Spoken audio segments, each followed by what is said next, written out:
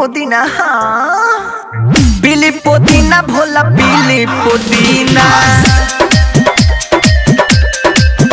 हाँ खोजत बानी काहे चिलम रोजीना खुशबू रिकॉर्डिंग स्टूडियो।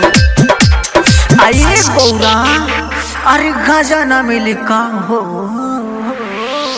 देखी ना देखी भोला भोला के नजरिया जी लेके पुदीना जाइल बाटे कुल कांवरिया जी लेके पुदीना जाइल बाटे कुल कांवरिया जी लेके पुदीना जाइल। आए गौरा अरे गाजा दो ना काहे न तंगे करता दुए गौरा ले बुका हमरो परनवा हो गाजा के बिना अब मन नहीं लागे लगत निकल जाई जनवा हो।